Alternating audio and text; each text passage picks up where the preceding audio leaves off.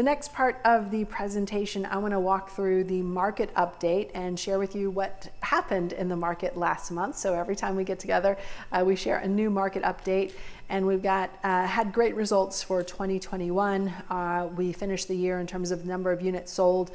They were up 6.1% versus what they were in 2020. We sold over 416,000 units, and that's why I mentioned a little bit earlier in the presentation that building another 10,000 houses, right, which is what we did from 2020 to 2021, doesn't really make a dent in terms of the amount of demand that we've had. Our 2021 year-over-year sales price increases, we saw an 18.1% increase. Again, why is that? That goes back to inventory, it goes back to supply and demand, and we will continue to see that year-over-year price increase as we go into, as we are in 2022, and as we get towards the end of the year. So I do expect our sales volume to be up. I am hoping and praying that it can be up 5%. That's going to be very difficult for us because people are holding on to their houses a little bit longer. They don't want to sell because they're afraid that they won't find another place to live, right? It's a great time to be a seller, right? But it's not maybe the best time to be looking for a house right after that. Sales forecast, again, because of the supply issues and the demand opportunity, expected to be up 20% year over year. So last month in all of Texas, the average price was $390,000, which was up 13.5% versus what it was in February of 2021. Our closed sales, as the number that I want to kind of address as we talk tonight, closed sales were up 14% year over year. So how does that look when I said, like, well, wait a second, are any of you guys thinking, wait a second, I thought she said that we expect to only see a 5% increase year over year on our number of sales. Anybody thinking that? It's okay if you are. So listen, what happened last February 14th, 2021? Who in here was on it? Who in here was on a date last Valentine's Day? Who in here was on a date last Valentine's Day and that date went on and on and on because you could not leave your house? Anyone? No one wants to admit it. No one wants to admit it. Some of you guys are still trying to get that person to leave, I think is what you're saying. No, I'm kidding. But we did see, was that what happened with you too? No, okay.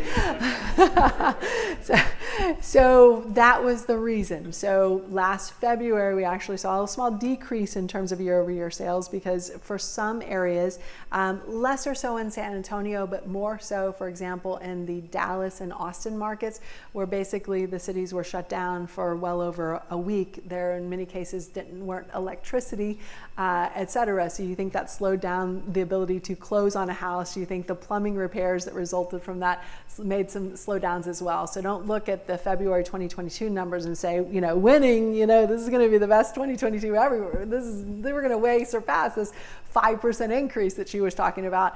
No, I want to make sure you know what it's relative to. So I will say this too. When we get back together in April and we're looking at the March numbers, what do you think we're going to see in March? Sales are actually going to be down. Why? Because a lot of the February of 2021 sales were pushed to March of 2021. Okay, so I don't want you to get too excited now, and I don't want you to freak out and say, it's over. When we look at the next month's numbers. So I just want to make sure that you understand why some of these numbers look the way they do.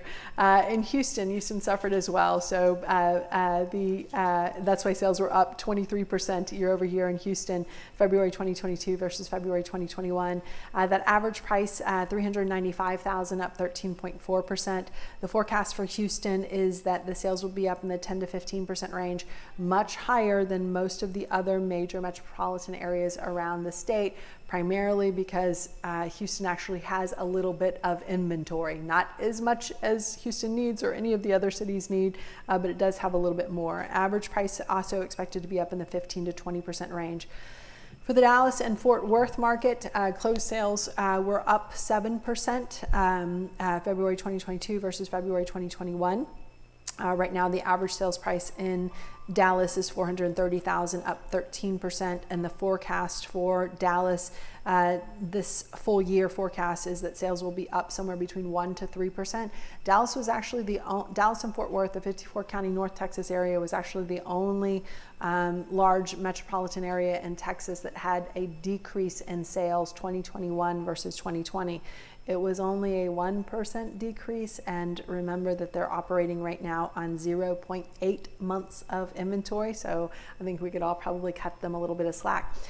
Just a quick timeout for those of you guys who are asking the question, what does she mean when she says months of inventory? Let me just explain that really quickly. So months of inventory is a calculation that basically says if we stopped listing houses today, based on the average buyer demand that we've had over the last 12 months, how long would it be before we completely ran out of an inventory of homes for sale? Right now in Dallas, it's 0.8 months. That's not even a month, okay? Our 40-year average in Texas is about 6 months of inventory. So again, what that means is if we stopped in our average market, if we stopped listing houses today, we'd have 6 months before we completely ran out of inventory of homes for sale. Right now, we're at 0.8 months in Dallas, right? So think about that.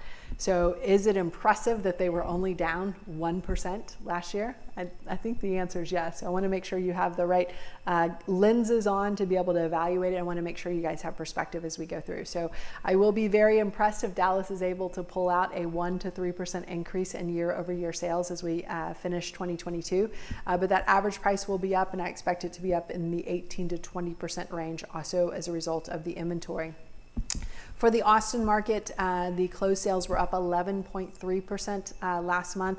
Again, it's not some big change. It's just that we're not necessarily comparing apples to apples here because of the freeze that we had in February of 2021. Average price in Austin right now, $606,000. Austin has a very interesting phenomenon that's going on right now, and it has been going on for about the last 6 to 9 months.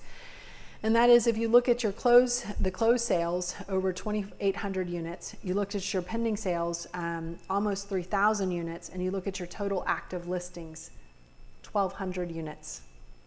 You never see a situation where the active listings is less than the closed sales and is less than the pending sales. So right now, the Austin months of inventory is 0.4 months of inventory, not even 2 months or 2 weeks, worth of inventory. Yeah. So somehow last year, Austin was able to pull out a 2.5% increase in sales. The forecast for 2022 is that the sales will be up 2%. I'm not going to hold my breath on it. I'll be thrilled if it's down 2 or up 2. Again, it's not that, to say that no one wants to move to Austin. It's just to say that there's absolutely no inventory in Austin. And the San Antonio market, the average price $362,000, up 16% versus where we were last year. Months of inventory right now, 1.3 months supply of inventory. Closed sales up 9% versus where we were the same time last year. Pending sales are up, active listings are down. So normally this number is probably in the 10 to 15,000 range in terms of active listings. Right now it's just right around 4,000. The expectation for 2022 for the forecasted sales is that San Antonio will be up in that 3 to 5% range. We would be selling a lot more if we had a lot more. And that average price will continue to go up. So looking in that 15 to 18% range as well. So guys, I wanted to make sure you have that market update just to know what to expect. And also I want to just do a little bit of a special announcement for you guys as we get ready for the keynote presentation that we have tonight. And that is one of the things that we have been able to do over the course of the last 2 years is rethink what we do as a real estate investor association. So for years, we followed the Real Estate Investor Association model, which is every month we get together, we talk about investing, we do a market update, we share best practices, we share tribal knowledge, and we do that for about 3 hours once a month. And if you think about that, is that enough to make you a successful real estate investor? Is that going to cut it? And the answer is probably not, right? And I know you need more, and but it was just over these last 2 years that we've had to kind of chance to just rethink what we do and how we serve as part of Texas REIAs. And basically what we figured out is that no one wants to wait 3 years to be able to know everything that they need to know to be a real estate investor. Everyone wants now, and now is good, right? While my clothes are in style. So what we've done is we have created a class to download everything that we would normally teach over the course of a few years into a weekend workshop. So over this weekend workshop, we go over the 12 different strategies that we have used over these last almost 2 decades to survive and thrive no matter what the market throws at us. And it has thrown some very big curveballs. We also talk about the marketing strategies that you need to use to be able to find off-market deals, because as I explained when we looked at the inventory situation, your deal is not on the MLS. In fact, I was just looking at the roll-up for Texas. Houses are selling at basically on average 100% or more of the list price. So i.e. you list it for $500,000, it sells for $500,000. Now there's even some that you list for $500 selling for $600, and there's the other side too, but you never see it like at that level. So we'll share with you the different marketing campaigns so that you can find those off-market deals. And we'll also give you the scripts to be able to move someone from not wanting to sell, who needs to sell, to agreeing to sell, right? And that is a delicate little dance. So we'll share with you the scripts that we've built over the years to be able to get exactly there. And we'll make sure you have access to different local partners as well as funding, because I think that's what makes a real estate investor association so valuable, is that ability to shadow other investors. And what we have decided is that we are going to do this presentation. It's actually a 3-day presentation. We're going to do it for free. And as I'm looking around the room right now, I see, I think, 3, 4, 5, 6 people wearing a mask. So what I told Phil, and you guys will get to meet him in the next couple of minutes, is that while we're in this, shutdown, this is 2 years ago, like we're gonna teach this for free. And then the shutdown went from 2 weeks to 2.5 months, right? And then it felt like it was forever. And then I further committed, well, while people are still wearing masks, and this world's still disrupted and upside down, we're going to do this for free. So you can thank the person who's next to you if they are wearing a mask, that is the only reason we are still doing this for free. But I don't think that after April we are going to continue to do that. So please take advantage now. Before we start charging again, because now obviously we're meeting live again as opposed to just online. So we'd love to have you join us. We've got several different workshops that are coming up. So if you are in a hurry to learn, we have a workshop coming up in Dallas, April 1st, 2nd, and 3rd. The following weekend in Houston, April 8th, 9th, and 10th. And then we'll do one in Austin. It'll be South Austin, so it's going to be a lot easier for people coming from San Antonio, and a lot harder for people who are coming from North Austin, but we wanted to kind of split the baby a little bit. That'll be April 29th, 30th, and May 1st. So want to make sure that you guys are able to take advantage of that. The 3 workshops are going to be the same. I mean, it is better for us to Yes. Yes, yeah, we're not going to teach different secrets in the different locations, but yeah. And so here's the other cool thing that we're doing. So right now, some of you guys who are in the room with us live can see that we're doing a broadcast online. So for those of you guys who want to learn from the comfort of your sofas, your beds, your couches, whatever, your tables and kitchen chairs, whatever you're sitting in, you guys are welcome to do that as well. So we'll broadcast online too. Now, I do highly recommend that you come in person.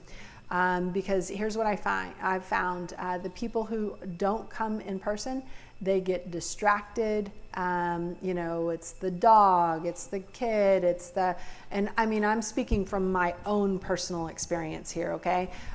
So I know if I'm having this experience, I know you guys are too. So I will tell you the best way to experience this is in person. Plus, we get to do long Q&A sessions and have a little bit of fun networking as well. So if you guys are with us in person, so I've got a full room of folks in here, this is a QR code. So for those of you guys who are familiar with a QR code, you pull out your camera, and then as you point at this, there's going to be a pop-up on your screen. And the pop-up's going to be to like Safari or some type of an internet browser. You'll just click on that internet browser that pops up, And then if you are not familiar with the QR code, no worries, just pull up your browser and just go to texasstarterkit.com. And then for those of you guys who are watching online, there's going to be a link right below here that you guys can click on to get started as well. And we'll walk through in the next couple moments, just in case you're too far away in the audience, to make sure you have that QR code. So